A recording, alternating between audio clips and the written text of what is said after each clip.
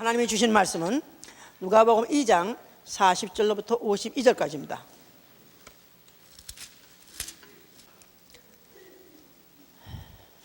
시작. 아기가 자라며 강하여지고 지혜가 충족하며 하나님의 은혜가 그 위에 있더라. 그 부모가 해마다 유월절을 당하면 예루살렘으로 가더니 예수께서 12살 될 때 저희가 이 절기의 전례를 쫓아 올라갔다가 그 날들을 마치고 돌아갈 때 아이 예수는 예루살렘에 머무르셨더라. 그 부모는 이를 알지 못하고 동양지에 있는 줄로 생각하고 하루 길을 간 후 친족과 아는 자 중에 찾되 만나지 못하며 찾으면서 예루살렘에 돌아갔더니 사흘 후에 성전에서 만난즉 그가 선생들 중에 앉으사 저희에게 듣기도 하시며 묻기도 하시니 듣는 자가 다 그 지혜와 대답을 기이 여기더라. 그 부모가 보고 놀라며 그 모친은 가로되 야야 어찌하여 우리에게 이렇게 하였느냐. 보라 내 아버지와 내가 근심하여 너를 찾았노라. 예수께서 가라사대 어찌하여 나를 찾으셨나이까. 내가 내 아버지 집에 있어야 될 줄을 알지 못하셨나이까 하시니 양친이 그가 하신 말씀을 깨닫지 못하더라. 예수께서 한 가지로 내려가서 나사렛에 이르러 순종하여 받드시더라. 그 모친은 이 모든 말을 마음에 두니라. 예수는 그 지혜와 그 키가 자라가며 하나님과 사람에게 더 사랑스러워 하시더라. 아멘. 하나님은 지혜의 근본이 되시다. 하나님은 지혜의 근본이 되시다. 하나님이 지혜의 이거 이렇게 올리세요. 내가 정신이 없어. 안 보이니까 어두우니까 내가 정신이 없어. 올리세요. 하나님은 지혜의 근본이 되시다. 자, 그는 그 지혜는 무궁하시고 시편 147편 5절에 하나님의 지혜는 무궁하시고 또 그는 그 지혜로 만물을 찌셨다고 시편 104편 24절에 되어 있습니다. 그는 또한 자기에게 그 지혜를 구하는 자에게 후히 주시는 분이시다. 자, 그래서 그는 지혜의 근본이 되시는 것입니다. 우리의 신앙은 올리려니까 우리의 신앙은 그 하나님의 지혜를 사모함이 이게 우리의 신앙이요.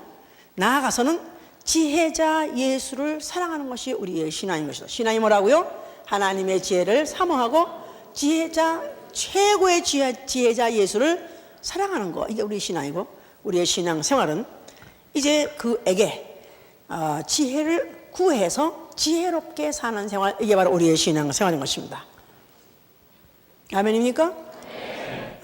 오늘은 어떻게 하면 우리가 주 예수를 더욱 사랑하나 하실 때 사랑하려면 사랑하는 대상이 사랑할 만해야지 사랑하지 않습니까? 이거를 지금 쭉 하고 있는데 오늘은 예수는 지혜자시기 때문에 그를 사랑하는 것인데 그러면 지혜라는 뭐 영어로는 wisdom 그러죠? 그런데 그거를 만약에 해석한다면 지혜란 무슨 뜻인가 하면은 현명하게 적절한 선택과 결정을 하게 하는 게 바로 이게 지혜입니다. 지혜가 뭐냐고요? 그러면 적절한 선택과 결정을 현명하게 하는 거. 그게 지혜나 그 말이 맞지만 다시 한번 말해보세요. 뭐라고요? 현명하게 선택과 또 결정을 하는 거, 이제 이것을 이제 지혜라고 그래요. 그런데 지혜라 할 때 어떤 때는 이제 센스라는 뜻 영어로도 쓰기도 하고 또 위트라는 또 단어를 쓰기도 하고 나가서 use your brain 그러면은 좀 지혜롭게 좀 생각해 그런 뜻으로 이제 쓰기도 하죠. 그런데 이 지혜 반대의 단어가 뭐냐? 그러면 그 뜻이 더 선명해져요. 언제든지. 이거 아리스토텔레스가 그렇게 말했어요. 그 뜻을 무슨 뜻인가 알려면 반드시 그 반대 뜻부터 생각하면 그 원뜻을 알고자 하는 게 더 선명히 드러난대요. 그러니까 지혜의 반대는 어리석음이요, 미련함이요, 또 우준함이요. 거기다 나아가서 성경에서는 교만, 거만까지도 다 이것을 이것도 반대, 지혜 반대로 이제 취급합니다.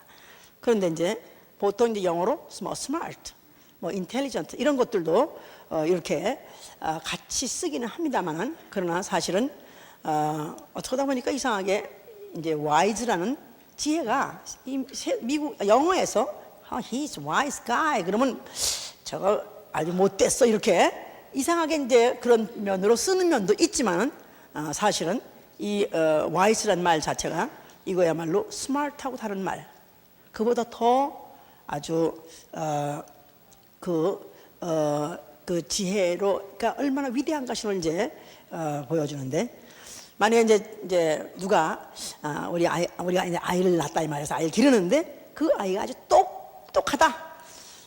똑똑하게 똑똑하길 원하고 똑똑하게 자라길 원하지요. 그런데 사실은 부모는 정말 똑똑한 아이보다는 차라리 지혜로운 아이가 되게 해달라고 이렇게 기도하는 것이 사실은 정답입니다. 왜냐하면 똑똑할수록 똑똑한 게 드러날수록 고독해집니다.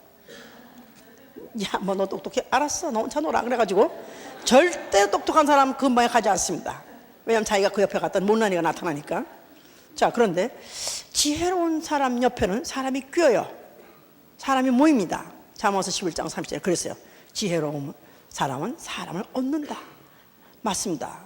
그 사람이 바로 그 앞에 가서 잡고 그의 말을 듣기를 해요. 왜냐하면 지혜로운 혀는 양약이 된다 그랬어요. 또 나아가서는 지혜로운 자와 동행하면 지혜로워지고, 또 미련한 자와 사귀면 오히려 자기한테 해가 된다는 거예요. 그러니까 지혜로운 사람하고 같이 놀면 나까지 지혜로워지지만 미련한 자하고 같이 자꾸 사귀다 보면 나까지 자꾸 미련한 자가 된다는 거예요.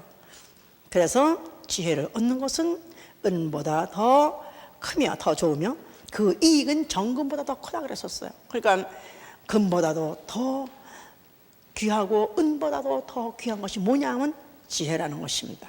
그래서 이 지혜가 있어야 결국 세상에서 출세를 하는데요.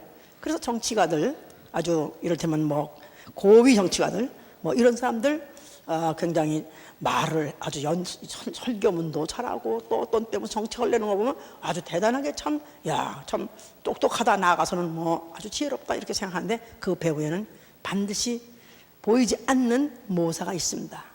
또 장군 뒤에, 유명한 장군 뒤에도 반드시 모사가 있습니다. 전략가가 있다고 말이죠. 또 재벌 총수도 혼자서 그렇게 머리가 똑똑해서 그렇지 않습니다. 그 뒤에는 반드시 고문들이 있어요. 그래서 이제 모사, 뭐 카운슬러, 나아가서는 고문, 뭐 컨설턴트 이런 사람들이 있어가지고 결국은 이제 배후에 있으면서 이런 사람들에게 이런 그 어드바이스를 하고 또 조언을 하고 또 그들에게 또 가이드라인을 줌으로 인해서 앞장서서 한 사람들이 이제 그와 같이 큰 유명한 사람들, 아니 성공한 사람들이 나오게 한다 그 말이죠. 그러니까 이런 지혜로운 사람이 내 옆에 있다는 사실, 만약에 지혜로운 사람이 있어서 나한테 지혜로운 말을 해준다면 그게 바로 복이다 이 말이야. 알았습니까? 아멘? 네. 할렐루야. 자, 성경은 원래 무슨 책이냐 하면 바로 하나님의 지혜서예요. 하나님의 지혜서. 하나님의 모략이 있고 하나님의 지략이 담겨있는 바로 하나님의 지혜서다. 디모데후서 3장 15절에 뭐랬냐면 바로 이 성경은 구원에 이르는 지혜가 있느니라. 그러니까 위급할 때, 꼭 나한테 도움이 필요할 때, 그것이 영혼이든 아니면 육체든 생활이든 어떤 면이든 간에 하나님한테서 반드시 내가 어떤 도움과 구원을 받으려면 바로 어디서 받으냐면 성경에서 받으라는 것입니다. 이 성경이 왜 거기에 왜 하나님의 지혜를 알기 위해서 우리가 왜 성경을 봐야 되느냐? 세상의 지혜로는 알 수 없다는 것입니다. 고린도전서 1장 21절에 세상이 자기의 지혜로서는 알 수 없는 그 하나님을 성경은 알게 해주고 또 그 지혜를 얻게 하기는 하기 때문에 아주 우리에게 유익한 것입니다. 자, 이래서 이렇게 우리에게 성경을 주셨는데 이렇게 해야 될 이유는 지혜롭지 못한 자, 아주 똑똑하고 꾀는 많지만 결국은 직궤 지가 배불러가지고 망한 자가 있었으니 바로 누구냐면 바로 그게 천사장 루시엘이었던 자요. 그가 마음을 변질했을 때 그를 루시퍼라고 해요. 루시퍼. 자, 그래서 에스겔 28장 12절에 그게 있어요. 하나님이 천사를 지은 중에서 특별히 아름답게 짓고 거기다가 또 지혜의 신을 충족하게, 아주 그를 지혜를 충족하게 줬다 그랬었어요. 그랬는데 그가 너무 아름답다 보니까 교만해졌어요. 그래서 그가 자기가 스스로 자기가 자기 꾀에 이제 배불러서 하는 말이, 자, 내가 왜 하나님께 찬양하고 영광 돌리랴? 이제 내가 차라리 보좌에 올라가리라. 내가 하나님 같이 되리라 하고 그가 이제 하나님 출사표를 냈습니다. 그런 것이 벌써 그것을 에스겔 18장 28장 10절에는 지혜를 더럽혔다. 너의 지혜를 더럽혔으며, 하나님이 원래 지혜를 주셨지만 그가 그 지혜를 더럽힌 것은 그가 하나님에 대해서 아직까지 깨달음이 없고 하나님에 대해서는 그 경외심을 깨닫지 못했다는 것 자체가 이게 벌써 그의 망조가 들린 것이죠. 그게 바로 피조물의 한계였던 것이다 이 말이에요. 지혜의 신이다 해서 그 지혜를 아예 갖고 태어나서 평생 지혜롭게 살 수 있었는데 불구하고 그가 보좌에 올라가겠다는 그 마음을 먹었던 것 자체가 그게 바로 피조물의 이제 한계에서 온 것이죠. 하나님은 이를 더럽게 여겨가지고 큰 날의 심판을 통해서 크게 혼내주려고 음부를 치셨으니 바로 그것이 우주다. 그래서 우주. 자, 이 우주 안에 지구를 지으시고 그 지구 위에 사람을 지었습니다. 그 사람에게다가 생기를 불어서 사람을 생명되게 해서 생명. 자, 그래서 그 아담에게다가 하나님 선악과를 아담을 동산에 살게 하시고 그에게 동산의 모든 실과는 다 먹어도 좋다. 그러나 동산 중앙에 있는 선악과는 먹지 말라. 선악과는 먹지 말라. 자, 그래서 선악과는 the tree of knowledge of good and evil. 그래서 선악을 알게 하는 나무다. 선악에 대한 지식을 주는 그런 나무다. 이제 그런 뜻이죠. 자, 하나님이 그것을 너는 먹지 말라. 먹으면 정령 죽으리라 그랬었어요. 이게 하나님의 지혜예요.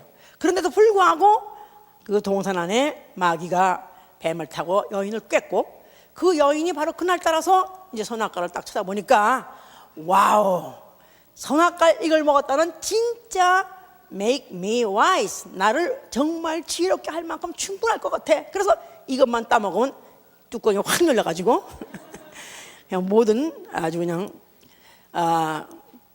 사도팔방 불통하는 것이 없이 다 아주 관통할 수 있는 그런 아주 지혜를 얻는 거라 생각해가지고 그걸 먹어버렸습니다. 자, 하나님께서는 이를 갖다가 아주 더럽게 여겨가지고 이를 동산 바깥으로 결국 내쫓았는데 마귀의 종, 마귀의 사자가 됐다. 그래서 그 결과는 어디로 가겠냐면 생각 밖에, 너무나도 상상 밖에 지옥으로 가게 되는 그런 엄청난 실수를 저지른 것이고 엄청난 그런 결과가 맺게 된 것이니 결국은 그가 하나님의 말씀을 범했기 때문에, 하나님 말씀이 바로 지혜의 말씀인데도 불구하고 그걸 범했기 때문에 결국은 결과가 그렇게 엄청난 차이가 나게 된 것이다 그랬었어요. 자, 하나님이 이제 이스라엘을 부르셨습니다. 이스라엘을 부르셔서 그들에게 주신 규례와 법도, 이게 바로 율법이에요. 규례와 법도. 규례와 법도. 자, 하나님이 애굽의 종되었던 이스라엘 백성들을 그들을 이끌어내시고 그들을 광야에 이뤘을 때 하나님이 이제 율법, 규례와 법도를 주셨다. 그걸 왜 주셨느냐 하니까 바로 그 율법을 지키면 너희가 지혜롭다, 지혜로워진다 그랬었어요. 그래서 신명기 4장 2절로부터 6절에 그랬습니다. 그래서 너희가 율법을 지켜라. 그러면 너희는 지혜로운 아들이 되리라 그랬어요. 율법을 지켜라. 율법을 지켜 행하면 너희는 지혜로운 아들이 되리라. 자, 그러면서 지혜 율법을 아주 지키는 것 자체가 그게 바로 지혜니라. 다른 거 뭐 머리 돌리고 염려하고 걱정할 필요 없어. 너희가 만약에 지혜, 네가 만약 정말로 살기 원하느냐, 그렇다면 너희는 율법을 지키라. 그러면서 하나님이 지혜를 줘서 그 표현을 뭐라 하냐면 여호와께 붙어서 떠나지 아니하면, 네가 여호와께 붙어서 떠나지 아니함으로 오늘까지 너희가 생존하였느니라. 너희가 애굽에서 홍해를 통과해서 광야에서 사는 모든 이유가 이 모든 지혜가 어디서 나온 줄 아느냐? 여호와께 네가 붙어서 오늘까지 떠나지 않았던 것이 바로 너희를 생존하게 한 이유인데, 그렇기 때문에 앞으로도 계속해서 붙어서 또 생존하려면은 율법을 지켜라 그랬었어요. 자, 그러면서 그렇게 너희가 이제 나에 붙어서 이렇게 살기만 한다면 모든 백성이, 모든 나라가 이 큰 나라의 백성의 지혜와 지식은 도대체 어찌미뇨? 그러면서 모두 다 너희들 앞에 놀랄 것이다. 너희들의 지혜와 지식에 대해서 그들은 당하지 못하기 때문에 그들은 아주 놀랄 것이다. 이렇게 이제 권하시면서 이방인을 가까이 하지 말라. 이방인은 혼인도 하지 말고 이방인과는 같이 접하지도 말라. 이거 갑자기 왜 소리가 이래? 자, 하지 말라 했던 이유는 뭐냐 하면은 이 이방인은 모략이 없는 국민이라 그들은 자기의 종말을 생각지 않고 산다는 것입니다. 이방인, 자, 모략이 없는 국민, 그러니까 지혜가 없는 국민이라는 거예요. 그러면서 그런 사람의 특징은 뭐냐면 자기 종말을 생각하지 않는다는 거야. 한치 앞만 보지 그 다음에 수를 읽지 못하니까 결국은 그들은 종말이 이제 비참해진다는 것을 했기 때문에 그들의 꾀를 쫓아가지 마라. 그래서 시편 1장 1절에도 복 있는 자는 악인의 꾀를 쫓지 아니하며, 그래서 악한 자, 여호와를 알지 못하는 자, 나아가서는 그의 계명을 지키지 않는 자는 아예 너희가 상종도 하지 말고 떠나가지 말라. 이렇게 이제 권하죠. 이제 자, 그러면서 하나님이 이제 이스라엘 백성을 이끌어 가실 때 그들의 소위 말해서 두려움이 되는 사람들, 그들의 머리가 되는 사람들에게 하나님이 특별히 무술을 가르쳐 준 게 아니라, 또 나아가서는 무력을 그에 붙여준 게 아니라 그들이 뭘 줬어요? 지혜의 신을 줬다. 지혜의 신. 자, 그래서 하나님이 이제 여호수아에게 이제 그 여호수아를 이제 가나안 땅으로 백성 인도하게 하실 때 모세를 통해서 안수하게 하셨어요. 그럴 때 지혜의 신이 충만하니라. 지혜의 신이 충만하니라. 신명기 3, 4장 9절이죠. 그래서 이제 그가 지혜를 받게 되니까 그다음부터는 백성들이 말을 잘 듣는 거야. 모세에게 그들이 수십 년 동안을 그들이 인도를 받았기 때문에 여호수아 니까 이게 뭐야 이러려고 그러다가 그가 말 한마디 뭐 하는 게 다 결정이 다 지혜스럽다 보니까 그냥 말씀만 하시옵소서 하면서 순종을 하게 됐고, 결국 그러다 보니까 가나안까지 정복하게 된 것이니까, 가나안 정복은 무엇으로 했느냐 하고 물으신다면 뭐라고 그래요? 지혜로 한 것이다 이 말이야. 하나님이 주신 지혜로 한 것이다. 자, 다윗이라는 유명한 왕이 있습니다. 그 다윗은 정말 하나님이 보시기에 아주 사랑하는 그런 종인데, 그가 하나님이 그를 갖다가 사랑하셨기 때문에 그때 지혜의 신을 그가 보여줬기 때문에 그가 뭐든지 지혜롭게 행했었어요. 그러다 보니까 출세도 금방 해서 군대 장관 됐죠. 그러다 보니까 온 백성이 그를 보고 사랑하니라. 그래서 온 백성이 그를 사랑하니라. 사무엘상 18장 5절 15절 그렇게 되어 있습니다. 그러니까 다윗을 이스라엘 백성이 지금도 못 잊고 지금도 다윗 왕을 갖다 그들이 그리워하고 사랑하는 이유는 뭐냐면 다윗의 남다른 특별한 그 지혜를 사모한 것이고 지혜 때문에 그를 사랑했던 것이다 그랬죠.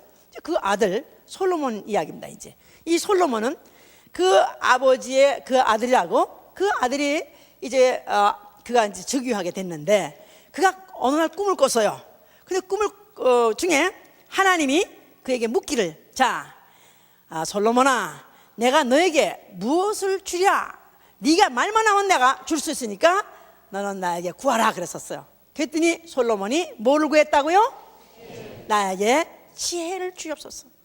나는 모든 생각하는 것이 다 어린아이 같고, 또 나는 이 큰 나라, 이 큰 백성, 많은 백성들을 나는 도저히 다스릴 수가 없습니다.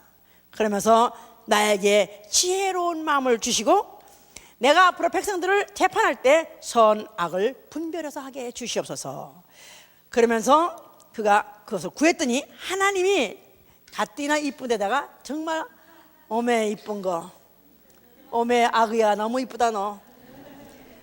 그게 주의 마음에 맞은 자, 주의 마음에 맞은지라, 주의 마음에 맞은지라. 너 뭐를 구할래? 그랬을 때 이 세상을 다 내가 다 정복하게 해주세요. 그렇게 구했더라면 하나님 마음에 맞았겠어요? 안 맞았겠어요? 또 뭐 내게 무슨 오빌의 금을 다 주세요. 그래도 안 맞았겠죠. 또 무슨 내 원수 그냥 그 모가지를 잘라주세요. 그런 걸, 이런 걸 구하지 아니하고, 모가지라고 그러니까 아주 실감나나 보지? 그렇지.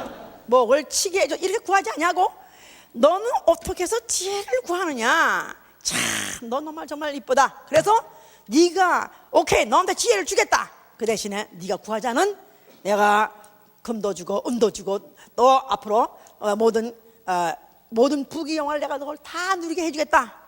그래서 장수까지도 약속을 해서 그는 이 세상에 정말 부족함이 없이 축복을 받았습니다. 아멘.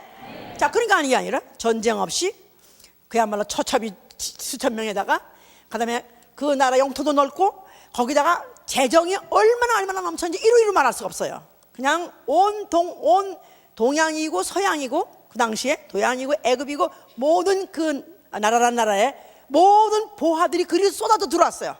그 솔로몬 시대 때 그 이스라엘 왕 쏟아져 들어왔었어요. 왜 그랬냐면 바로 그의 지혜를 들으려고 그 소문이 났어요. 그가 얼마나 지혜로운지 하여튼 그에만 가면 그야말로 우문현답이라는 거 있죠.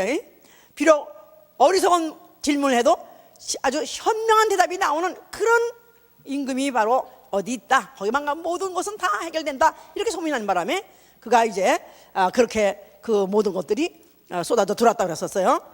그러면서 그때 이제 스바의 왕이 그 솔로몬의 지은 그 솔로몬 궁, 소위 말해서 솔로몬 성전, 예루살렘 성전을 어떻게 그렇게 웅장하게 아름답게 지었는가 그걸 알아보러 왔고, 또 천하 열왕들이 그의 지혜를 들으려 얼굴 보길 원해가지고 막 몰려왔다 그랬었어요. 그럴 때마다 바리바리 싣고 자기네 국고를 다 잔뜩 싣고 와가지고 그거 다 쏟아놓으면서 그걸 들으려고 했다 그랬었어요. 근데 얼만큼 지혜로우냐 하면은 그가 왜 이 지혜의 신을 받자마자 꿈을 딱딱 깨자마자 곧 그 다음 절이 뭐냐면 어떤 창기 두 재판하는 제일 첫 케이스 이제 창기 둘이 앞으로 왔는데, 그런데 그들이 이제 고소하는 내용은 뭐냐면 이제 어린아이 하나 데려와가지고 이 아이가 자기 아이라는 거야. 서로 지혜이라는 거야. 서로 뺏고 난리가 났어. 그런데 어젯밤에 우리가 같이 잤는데 이 스투피 여자가 어린애 이 애를 갖다가 하나를 깔고 맹기는데 바로 그 깔고 맹긴 애는 바로 자기 애고 이 애는 나애인데 저게 일어나가지고 또 그 애를 지혜라고 달래니 이래가지고 또 이제 거기서 이제 막 서로 논쟁이 일어났다 이 말이야. 그러니까 이제 한 애를 놓고 하나님이 죽었는데 서로 지혜라 그러는데 딱 솔로몬이 보니까 자 그러면은 됐다 알았다 그러면 이 아이를 반토막 내서 논아 가져라 그런 거야 이제.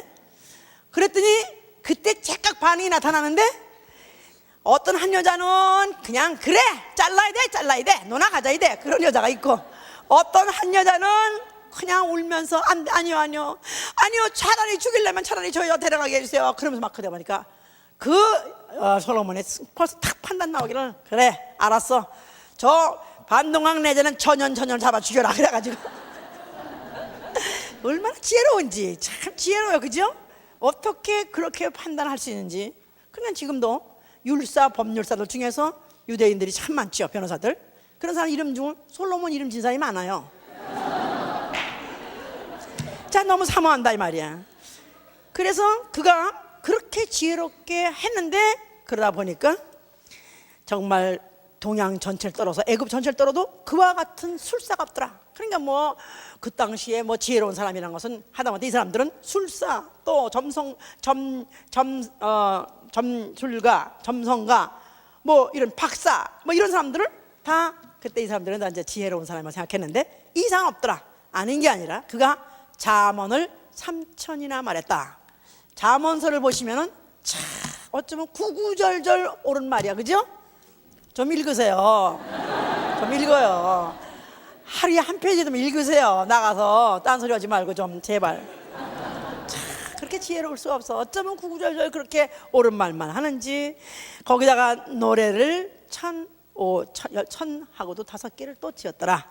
거기다가 논하기를 자 초목에 대해서 논하지 않는가, 무슨 백향목에 대해서 논하지 않는가, 식물에 대해서 논하지 않는가, 동물에서도 논하는가, 조리에서도 그냥 모든 하나하나 모든 만물들을 그렇게 논하는데 웃어.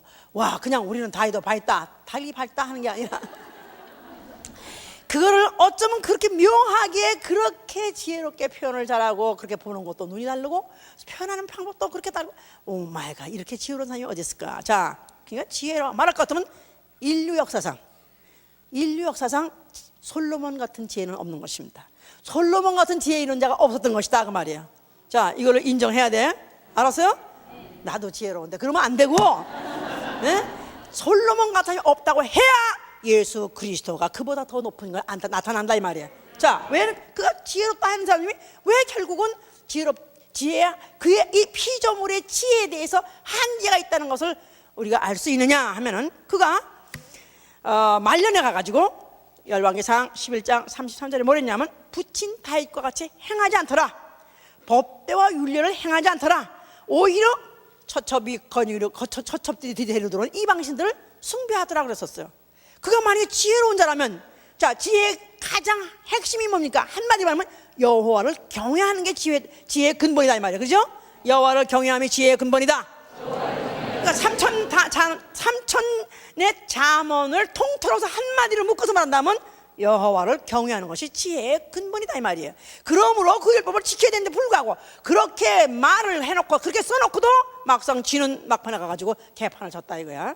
그러면서 그가 이방신을 순교할 정도로 그렇게 됐습니다. 이제 그러니까 그가 왜 그렇게 됐는가를 그의 쓴 잠언이나 전도서를 보면은 이의 문제가 여기 있었구나 하는 것을 알 수 있어요.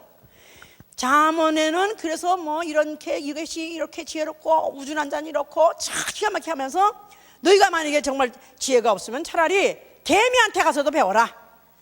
게으른 사람은 차라리 개미에 행하는 것을 하고 차라리 그를 보고 배우라 할 정도로 천하의 무슨 아주 적으나 땅에 아주 적은 동물이지만 그러나 지혜로운 것 넷이 있으니 그 중에 여름에 식량을 준비해서 한 추운 겨울을 예비하는 그 개미에 가서 배워라. 이렇게 같은 그런 생물과 무슨 동물과 다 졸업해서 완전히 이렇게 했으면서 전도서 가가지고 갑자기 확 변해버립니다.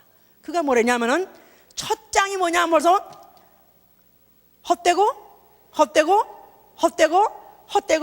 헛되도다.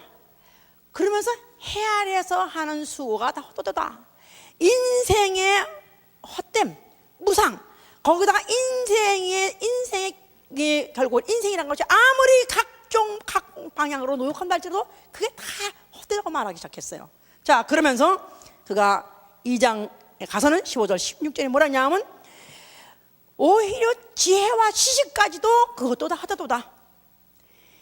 지혜자와 우매자의 결국이 일반인즉 지혜 있는 사람이나 또 어리석은 사람이나 결국은 뭐냐면 다 죽더라 이 말이야. 죽어서 없어지더라 이 말이야. 또한 지혜로운 사람이 행한 것이나 또 우매자가 행한 것이나 결국 후대 가니까 아무도 기억해 준 사람이 없더라 이 말이야. 그렇다면 지혜스러운 사람이나 아니면 지식 있는 자의 결국이 일반인인데 뭐가 차이가 나느냐? 그것도 헛되다는 것입니다.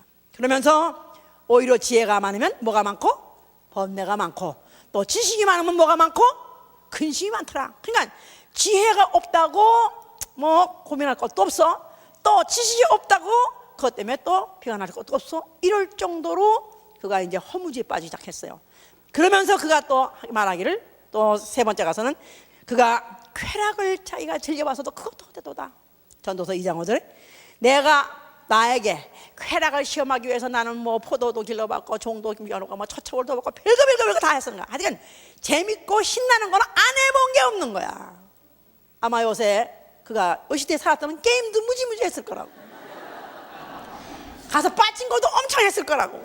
자, 그런데 그런 걸 그가 다 해봤는데도 불구하고 야, 나보다 승한이 어딨냐. 근데 막상 해보고 나니까 결국은 그것도 다 헛되더라.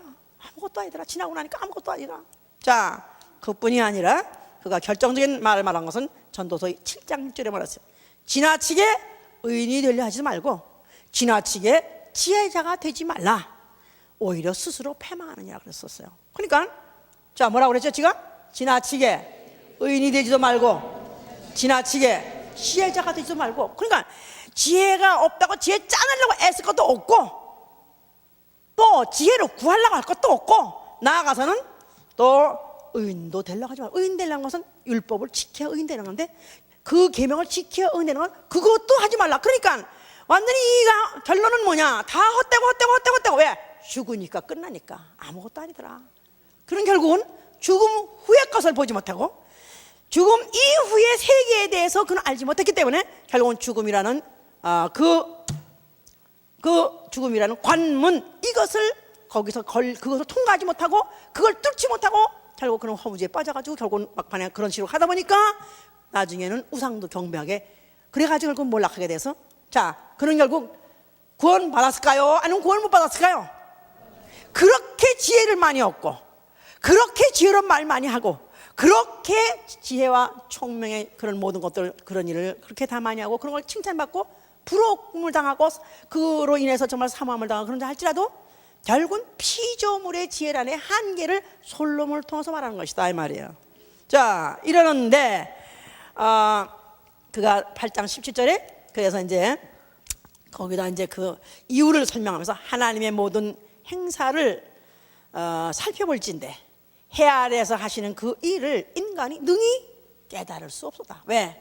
그 인간이 깨달으려 하는 그것은 그들의 미래입니다. 그러니까 그들의 현상에 있고 현실에 있는 것이 아니라 그 미래에 있는 것을 어떻게 인간이 알냐, 이렇게 해가 말했어요. 하나님 부정은 아니지만은 그러나 인간의 한계를 자기가 말하고 결국은 그것으로 끝냈다 이 말이에요. 이제 자, 그러나 하나님의 또 선지자를 통해서 예언하셨으니 이제 그 예언이 이사야 11장 봅시다. 이사야 11장 1절부터 3절 봅시다.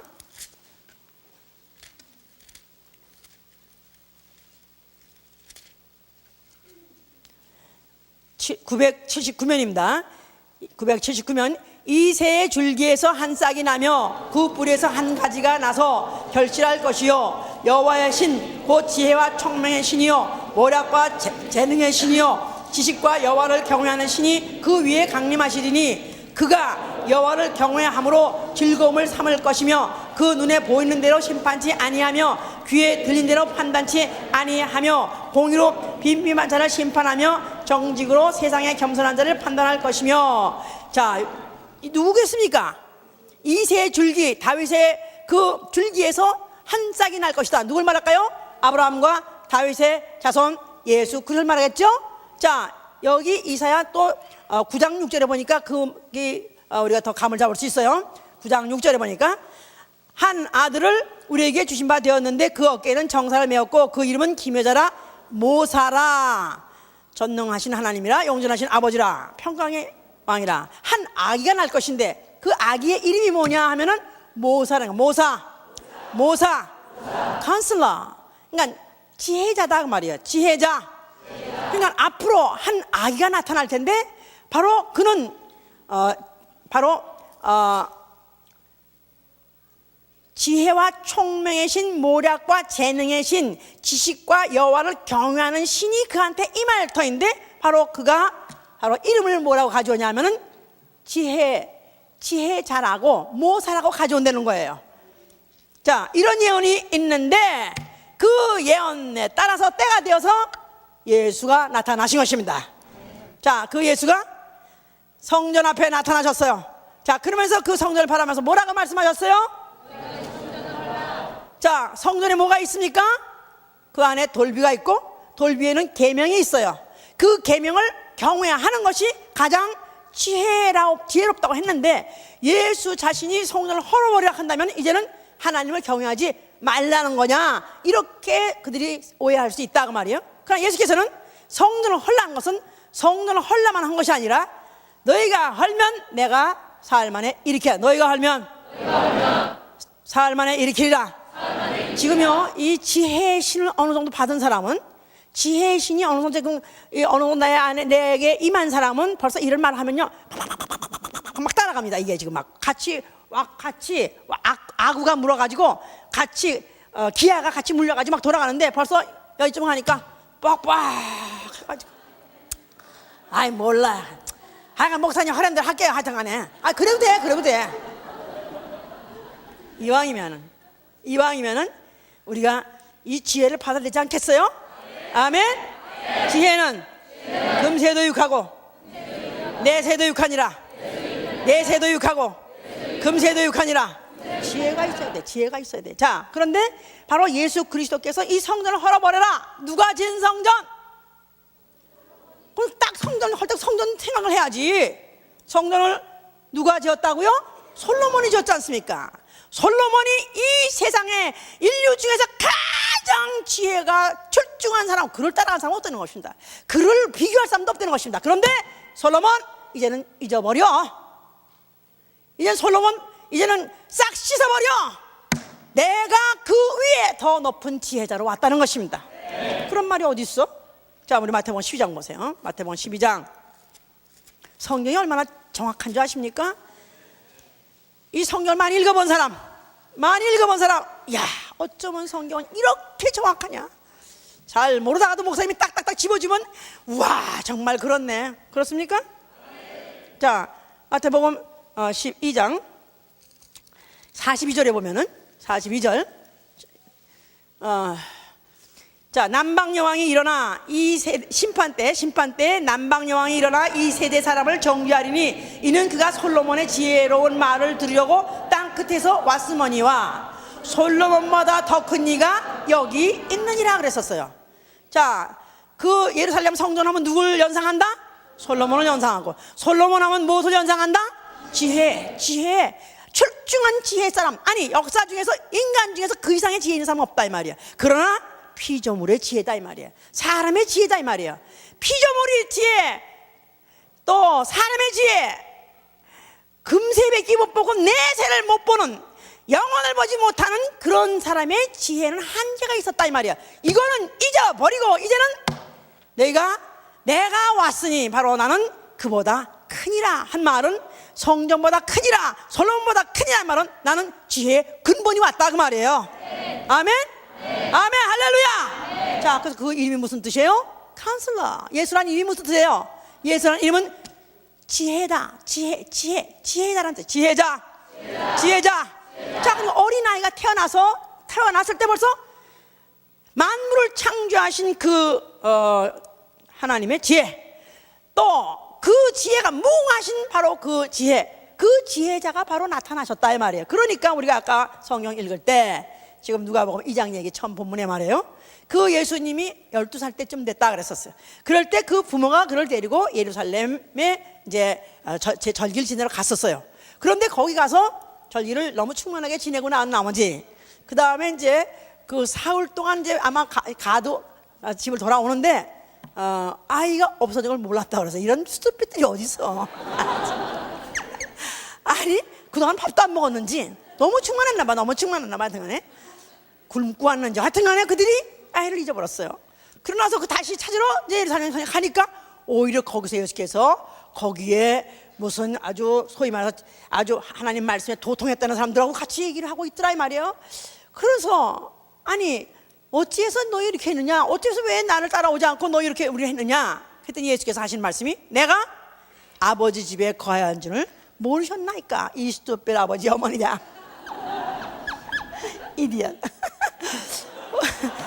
아니, 그것도 몰랐나이까? 내가 당연히 여기 있어야 될 걸 몰랐나이까? 근데 어머니도 아주 맹추야. 어째서 나한테 이렇게 할 수가 있냐? 이렇게 또 물은 거 보면 그것도 왔다 갔다 하는 모양이야 이제. 자, 그런데 예수께서 그렇게 말하시고, 자, 근데 보니까 그렇게 말하는데 어린 12살 먹은 소년이 그렇게 지혜롭게 말하더라. 그러면서 그의 키가 자람에 따라서 그가 점점 나이가 먹어가면서 점점 더 지혜롭게 말하니까 사람들 보기에 점점 더 그를 사랑하더라 그랬었어요. 할렐루야. 자, 예수는 아예 이름 자체를 지혜라는 이름을 가지고 나오셔서 태어날 때부터 그는 아예 그 지혜를 아예 그 머리에 가지고 나오시고 거기다가 성령까지 받으셨으니 그가 얼마나 지혜로우셨겠느냐 그 말이에요.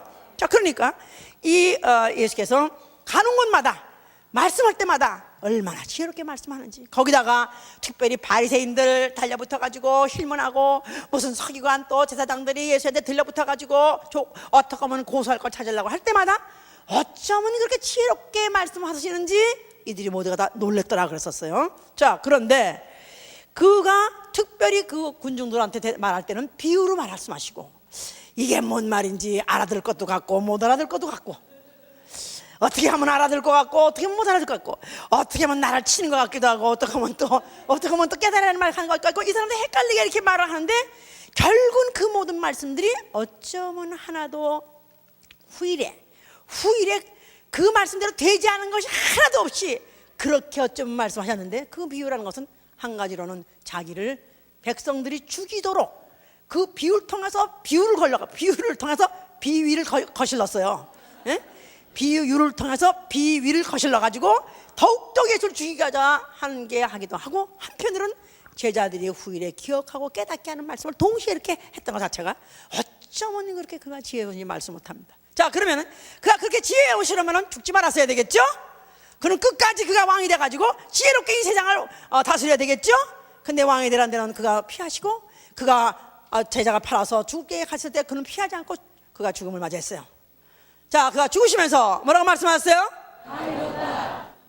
그가 뭐를 다 잃었습니까? 지혜의 가장 근본이 뭐라고 썼어요?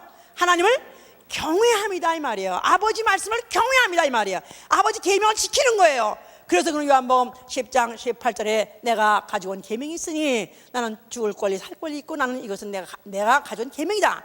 창세 이전부터 육체로 와서 인자로 와서 죽어야 되는 그 계명을 갖고 나왔기 때문에 그는 죽으신 것이 바로 아버지의 지혜요, 바로 자기의 지혜로서 선택해가지고 그가 죽음을 선택하신 것이다 이 말이에요. 자, 그러므로 그가 그 죽음을 통해서 이제 마귀를 정죄한 것이니, 그 마귀는 피조물로서 천사로서 지혜를 받았지만 그 지혜를 오용했다 이 말이에요. 남용했어요.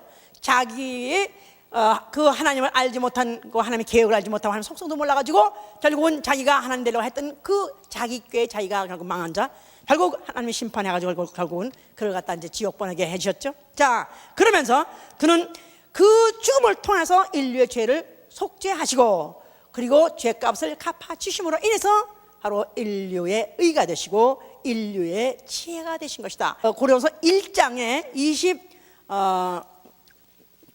20절을 보시면, 지혜 있는 자가 어디 있느냐, 선비가 어디 있느냐, 이 세대의 변사가 어디 있느냐, 하나님께서 이 세상의 지혜를 미련케 하신 것이 아니요 하나님의 지혜에 있어서는 이 세상이 자기 지혜로 하나님을 알지 못하는 거로 하나님께서 전도에 미련한 것으로 믿는 자를 구원하시기를 기뻐하셨도다. 유대인은 표적을 구하고 헬라인은 지혜를 찾으나 우리는 십자가에 못 박힌 그리스도를 전하니 유대인에게는 꺼리끼는 것이요 이방인에게는 미련한 것이로되 오직 부르심을 입은 자들에게는 유대인이나 헬라인이나 그리스도는 하나님의 능력이요 하나님의 지혜니라. 그리스도가 누구라고요? 하나님의 지혜라는 것입니다. 하나님의 지혜요, 하나님의 모략이요, 하나님의 전략이라는 것입니다. 하나님 아버지께는 하나님은 영원히 아버지는 영원히 경외 받으실 이요 하는 못을 박은 것이고, 그 다음에 지혜롭지 못해서 피조물이 신같이 되려 했던, 하나님같이 되려 했던 그 마귀는 정죄해 버린 것이고, 그 다음에 그 마귀의 종되어서 범죄는 했지만 인간의 죄는 구속해 주시고 인간의 죄는 용서해 주셔서 구원하시는 그 일을, 이 세 가지를 그 한 몸이 인자로 오셔서 죽으심으로 감당하셨다. 인자. 그가 태어난 날이 있고 그가 십자가에 못 박혀서 죽은 날이 있습니다. 그래서 그는 시작도 있고 끝도 있는 딱 인생하고 다름이 없는 것 같지만, 그러나 그는 인생이 아니시고 하나님이 인자로 오신 것입니다. 인자 자체가 하나님의 지혜다 이 말이에요. 인자는 하나님의 지혜다. 인자는 하나님의 지혜다.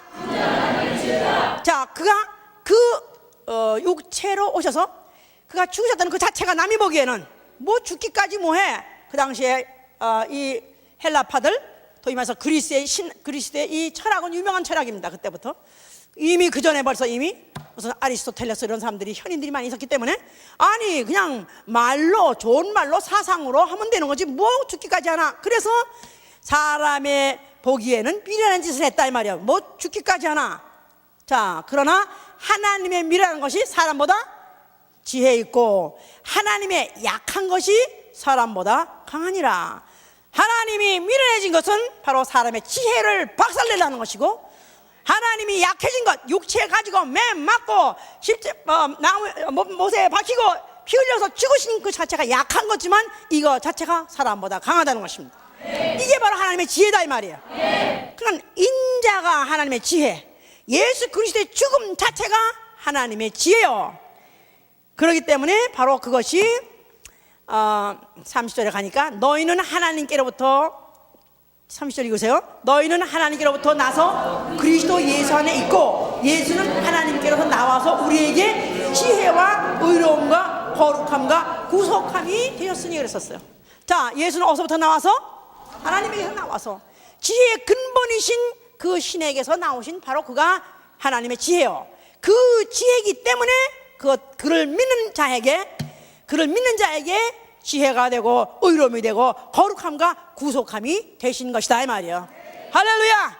그 일을 그가 마치셨기 때문에 아버지께서 그를 갖다가 하늘로 올려가셔고 그는 하늘 보좌에 앉아 계십니다. 자, 그가 거기서부터 몇 날이 못 되어서 성령을 보내셨어요. 자, 성령은 무슨 신? 지혜의 신, 모략의 신, 총명의 신, 예수의 이름을 경외하게 하는 신. 자, 아까 이사야 11장 1절에 그랬죠? 지혜와 또 지혜의 신이요 모략의 신이요 총명의 신이요 여호와를 경외하게 하는 신이다 그랬어요. 그러니까 지혜의 신 이퀄 뭐라고요? 예수의 이름을 경외하게 하는 신. 알았습니까? 예수의 이름을 경외하면 아멘 하세요. 네. 여호와를 경외하면 아멘 하세요.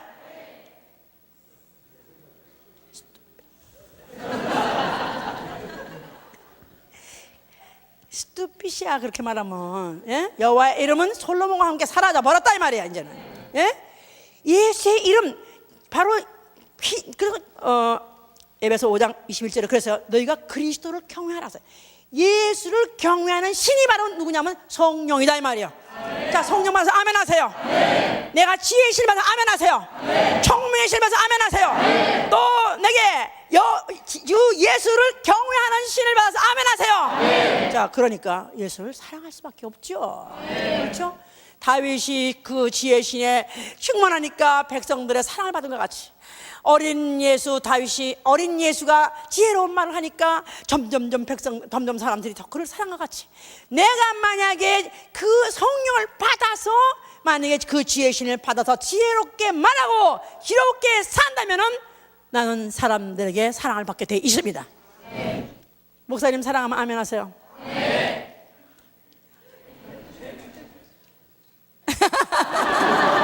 이게 비결이다 이거. 이게 비결. 진짜 이게 비결이다 이거야. 예? 출세하고 싶으면 아멘 하세요. 출세를 꼭 안 할 건 없지 뭐. 과장이면 부장되고 부장이면 뭐 이사되고 뭐 그거 하라 이거야. 그런데 뭐가 있어야 한다? 지혜가 있어야죠. 지혜가. 아니 그렇잖아요. 저 하다못해 꾀가 있으면 지혜가 있으면 절간에 가서라도 무슨 새우젓을 먹는다 그런 말 있지 않습니까? 또 지혜가 있으면은 지혜가 있으면 말 한마디에 뭐라고 그러죠? 천냥빚을 가면 되는 거예요. 근데 그 반대가 되면 말 한마디에 원수를 맺는 거야. 말 한마디 잘못해가지고 그냥 그동안에 뭐 쌓아놓은 거 그동안에 막 가서 가서 섬기고 무슨 주고 희생 봉사한 거 한마디 딱 잘못해가지고 다 쏟아버리네. 그러니까 이 지혜가 이렇게 중요한 것이다 이 말이에요. 지혜가 있어야 지혜로운 말을 해서 사람이 꼬여야죠. 아멘? 나를 좋다고 하는 사람이 늘어나고 나만 좋든 좀 정도가 아니라 나는 이 사람 편이 될래. 나 이 사람 같이 있고 싶어. 이 사람이 하면 나도 어딘지 가고 싶어. 또 이 사람만 있으면 나 같이 지혜로워지는 것 같아. 나아가서는 내가 필요할 때마다 이거 어떻게 좋나 고민할 때마다 거기 가면 돼. 거기 가서 내가 그 사람한테 가서 물어보면 돼. 그럴 때 내가 지혜로운 말을 줘서 어드바이스 했는데 그 말대로 했더니 아닌 게 아니라 진짜 정말로 모든 문제가 해결되네. 그리고 또 영감은 영감대로 살아나네. 자, 이렇게 하기 위해서 성령을 보내주신 것이다 이 말이에요. 네. 아멘? 네. 자, 우리에게 하나님이 무엇을 주셨느냐? 하나님이 예수 믿는 사람에게 금을 주고 은을 주고 아니면은 또 세상의 부귀영화 무력 이런 걸 기술을 준 것이 아니라 우리에게 무엇을 주었어요? 믿는 자에게 그 이름을 주었다지 않습니까? 예수의 이름. 바로 예수의 이름을 우리에게 준 것은 그 이름을 부르고 그 이름으로 구해서 지혜를 얻으라는 것입니다. 야고보 1장 5절에 그렇지 않았어요? 하나님은 어떤 분이시냐? 하나님은 지혜를 구하는 자에게 모든 자에게 후회가 없이 지혜 없다고 꾸지람하지 아니하시고 인색하지 아니하시고 주시되 후히 주시는 분이라는 것입니다. 나가 이제 앞으로 이 세상 끝나는 순간까지 나는 이 육체에 있기 때문에 살아가야 돼요. 그런데 육체라는 것은 영에 대해서 무감각하기 때문에 내가 어떤 것이 선한지 어떤 것이 악한 것인지 하나님의 어떤 것이 의로운 것이 어떤 것이 불의한 것인지 아니면 어떤 것이 성공하는 길인 것인지 어떤 것이 많은 길인지 알지 못할 때 내가 예수의 이름 앞에 무릎을 꿇고 예수의 이름으로 구해서 지혜를 구해서 해결하고 살아야 되는 것이다 이 말이에요. 앞으로 이제 공황이 온다 올 겁니다. 이 정도 아닙니다. 제가 알기로는 제가 느끼기로는 이보다 훨씬 심각할 것이 앞으로 올 것입니다. 어떻게 살아가야 될 것인가?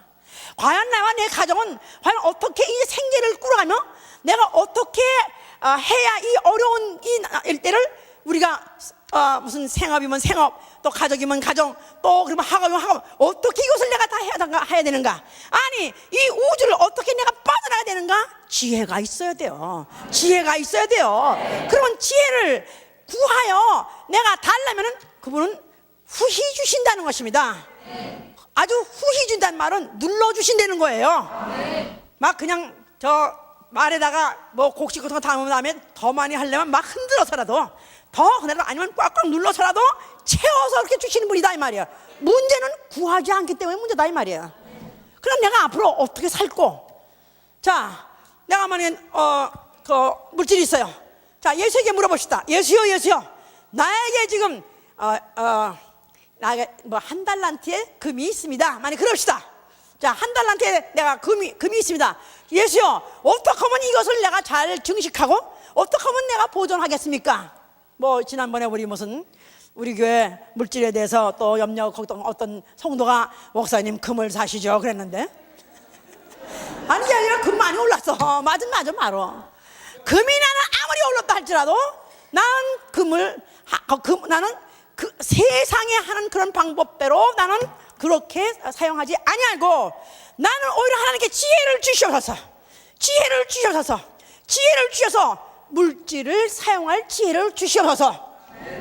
물질을 허비하거나 낭비하지 않도록 지혜를 주시옵소서. 매일 기도합니다. 우리 교회 성도들도 더군다나 물질을 까뜩하면 교회 카드를 가지고 가서 뭘 구입하는 사람도 기도하세요. 기도하셔야 돼요. 내가 만약에 물질을 허비하고 낭비하기만 썼다면 앞으로 그거 반드시 심판받습니다. 그러니까 우리가 내게 주신 영혼도 잘 관리해야 되고 내게 주신 물질도 잘 관리해야 돼요. 그러니까 이 물질을 내가 과연 어떻게 내가 이것을 운영합니까? 할 때 예수께서는 뭐라고 말하냐면은 하늘에 쌓으라는 것입니다. 그 말 하려고 그러는구나. 아니요. 하늘에 쌓으면은 동록도 먹지 않냐고 좀도 썰지 않고 도둑도 안 가져가고 오히려 이 땅 가서 30배, 60배, 100배 주신다는 거예요. 아멘. 나는 이걸 예수의 지혜로 받습니다. 난 예수의 지혜로 받았습니다. 나는 예수의 지혜대로 살기로 작정했어요. 그렇게 하고 살다 보니까 차고 넘칩니다. 어쩌면 그분은 그렇게 지혜로우신가? 어쩌면 그 지혜는 측량할 길이 없고 그 지혜는 어떻게 하면 그렇게 무궁한 지인지 이루 말할 수가 없어요. 아멘. 자, 내가 그러면서 너희가 지혜 있는 자가 되게 하기 위할 때 너희는 세월을 아끼라는 것입니다. 지혜 없는 자 같이 살지 말고 세월을 아끼라는 거예요. 세월을 아끼라. 에베소 5장 15절 21절 그랬어요. 그래서 너희는 이 세월 아껴라. 세대가 악하니라. 그러니까 지금 세월은 그냥 쏜살같이 날아가고 있다는 사실을 계수할 지혜를 가지려는 거예요. 세상은 지나가는 걸 알려는 거예요. 지혜가 있는 사람이라면 금세는 지나가나이다. 금세는 날아가나이다. 시편 90편 그랬지 않았었어? 아주 날아가나이다. 날아가도 소리다. 시간이 이렇게 빨리 갈 수 없고 이렇게 날아갈 수 없는 시간이 간다는 사실을 잊어버리지 말라 이거야. 지혜 있는 사람은 시간을 의식하는 사람이다 이 말이야. 오늘도 또 하루가 갔네. 아이고 오늘도 하루가 이렇게 빨리 갔네. 아이고 또 이제 내 앞으로 남은 여생 얼마 남을까? 발이 동동동동 굴러질 정도로 시간이 얼마 안 남았는데 이런 것을 감각을 가진 사람 바로 지혜를 가진 사람이 있는 것입니다. 오늘이 그날이고 그날이고 뭐 오늘 못하면 내일하고 내일 못하고, 이런 사람은 지혜가 없는 사람이에요. 우리의 자산 중에서 가장 아깝고 가장 귀한 자산이 뭐냐면 시간이다 이 말이야. 이 시간에 대한 이 자산만큼은 내가 경영을 잘하리라, 절대로 놓치지 아니라 작정하실 예수로 축원합니다.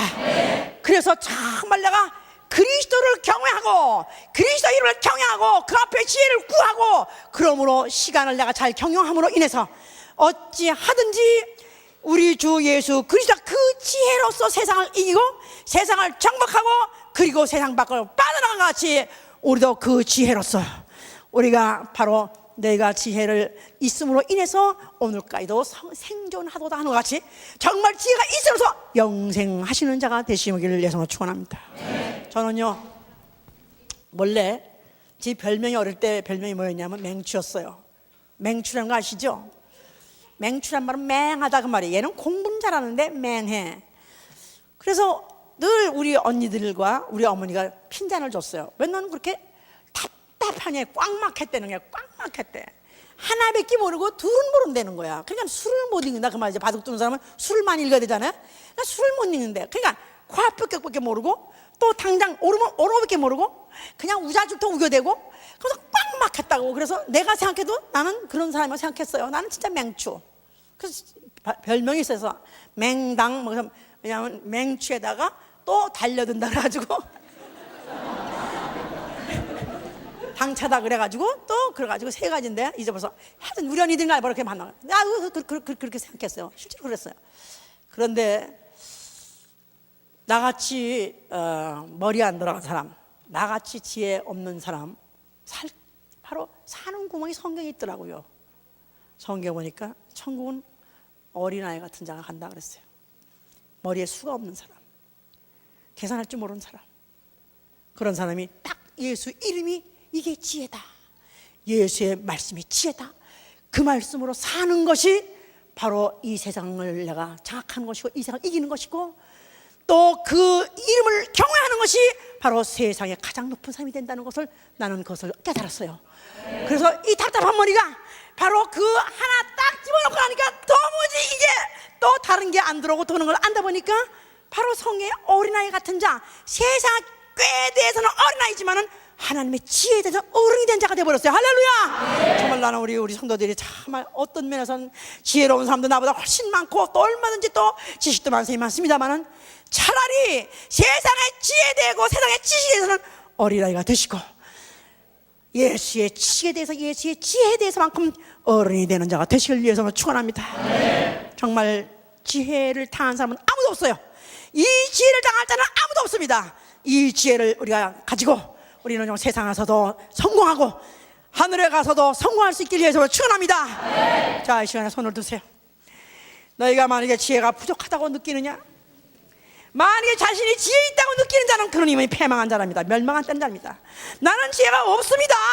나는 어린아이 가지 나는 지혜가 없는 자입니다. 주여 나를 축복해 주셔서 나의 지혜의 신을 축복해 주시기 기도합니다.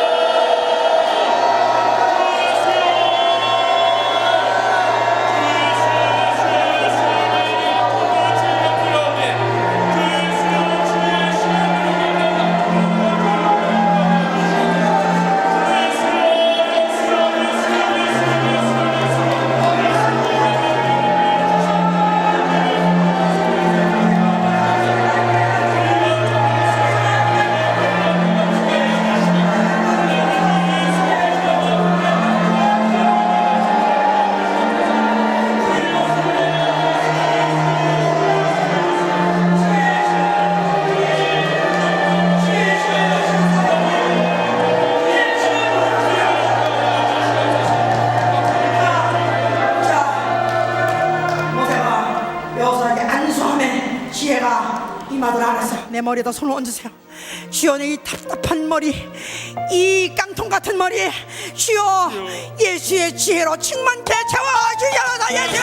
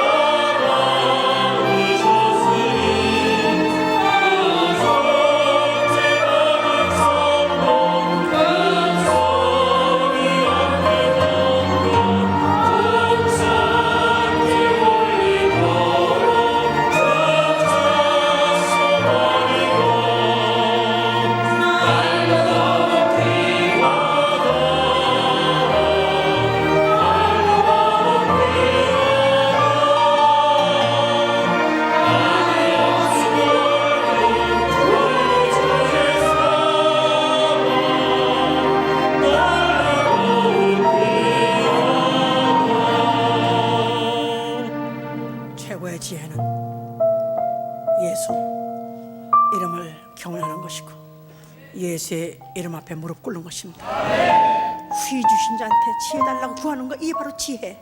나의 지혜는 그것밖에 없습니다. 나는 기도하는 것밖에 없습니다. 나는 기도해서 지혜를 달는 것밖에 없습니다. 이게 최고의 축복입니다.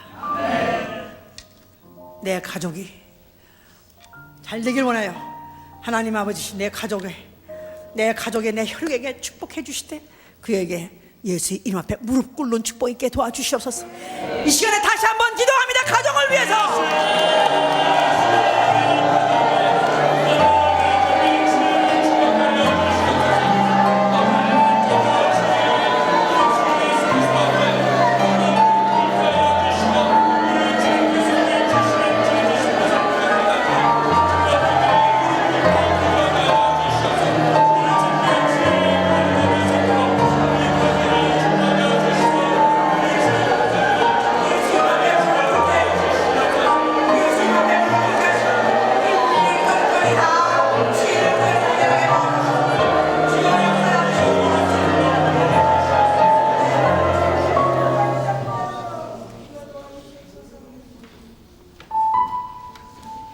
그 이름 높도다. 그 이름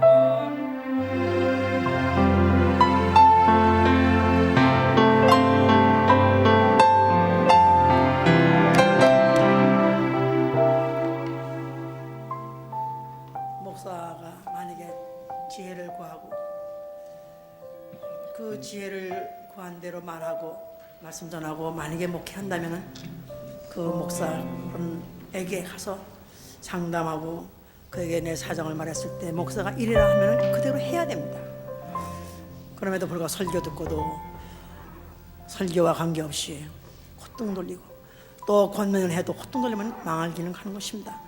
정말 어떻든지, 그러니까 정말 우리 주님 지혜인 것 같이 목회자도 지혜가 있어야 되고, 말씀해 주실까 지혜와 능력, 목회해 주실까 지혜와 능력 매일 기도합니다. 저를 위해서 이 시간에 자, 우리 성도들 기도해 주십니다.